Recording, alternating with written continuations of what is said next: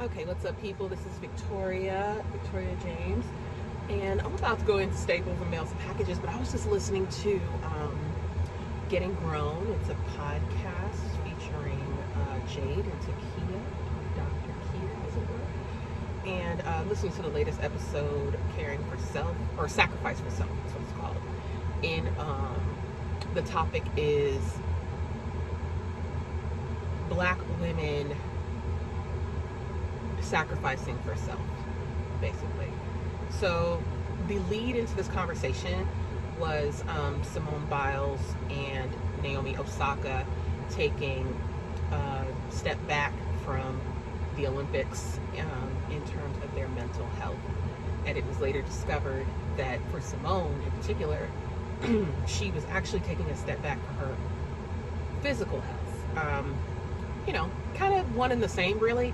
But she had developed the twisties, which is something that gymnasts can often suffer from, where they lose consciousness or lose kind of, I'm thinking of it like vertigo, but they lose consciousness midair while they're doing the twists and flips and spins and alley-oops and like all that stuff. But yeah, it's really scary. You can really hurt yourself, and you can ruin your career or even kill yourself on landing, because we see how fast they're going in the air and everything. So she took a step back because she was losing consciousness midair. And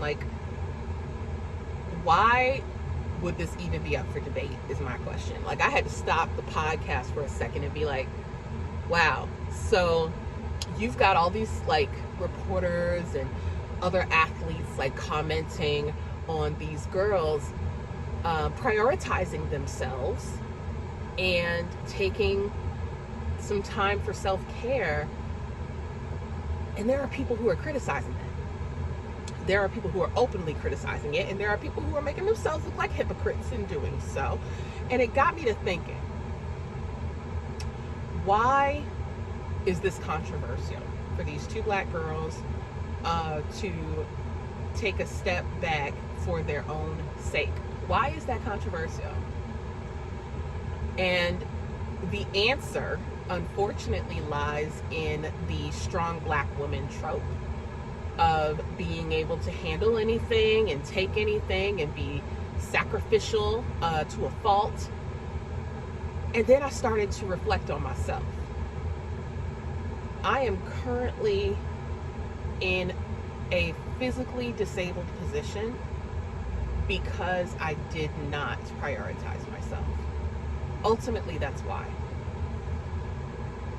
And now that I have reached a point in my life where I have no choice but to slow down, ask for help, I'm starting to reflect more on allowing myself as a Black woman to be vulnerable, to be a bit selfish, and to take care of myself.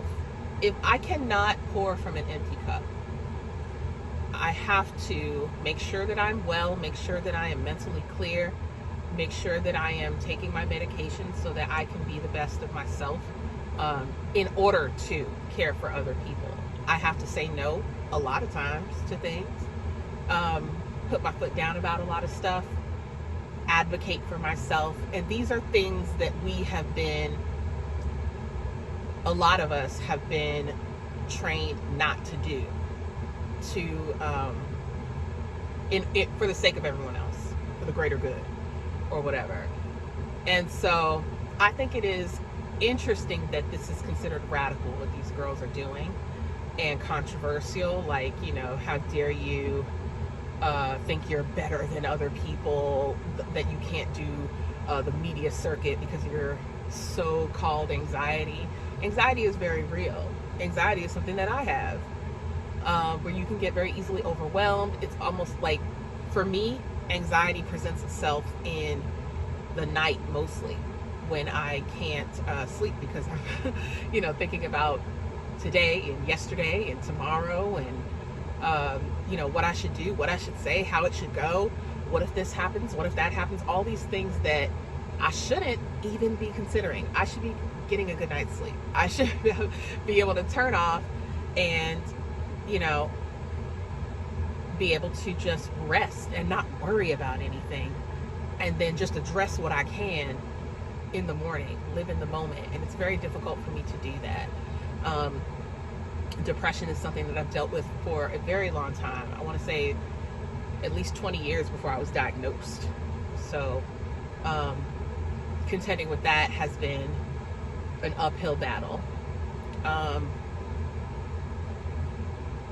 All of this to say that there are going to be a lot of people in your life that are not used to you prioritizing yourself, and they may have a problem with that. They may call you selfish. They may sort of push back on your need to, you know, prioritize your mental health, your physical health, whatever the case may be.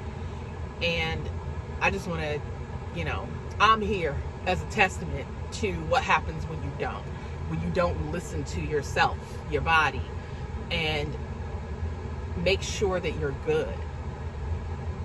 You end up being forced to do so. And even as I reflect on that, I realize that my Nana did not prioritize herself.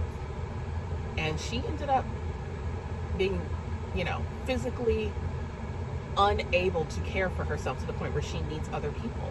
She has to ask for help. And it has made her severely depressed. Deeply, deeply depressed. And I feel for her so deeply. Even before I was injured, I understood, I empathized with her, because, you know, she comes from an era where this sort of thing was completely unheard of. You want to talk about controversial right now.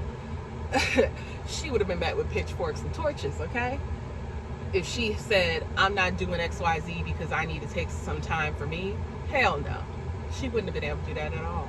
And that's why she lived her life as she did, all the way up until she lost all the feeling in her left leg and had no choice but to ask people for help. And so I want to learn from her. I want to learn from the people like her, women like her, black women like her, and make sure that I show my daughter, you know, that it's all right. You can't do something, it's all right. Don't even, you know what? Don't force it, you know, especially when we're talking about physical and mental health. Don't force it, because you may end up in a situation where you can't go back, you know? So, yeah. I just wanted to share that with you guys. And if you have any, you know, any thoughts or opinions on that, you can absolutely sound off in the comments section. And yeah, that's really all I had to say. I just wanted to, you know, open up a conversation about that, because we hold a lot. We hold on to a lot, and we do so because we think we have to. And I think it's up to us to really sort of challenge that and change that for ourselves and future generations, because we are not mules.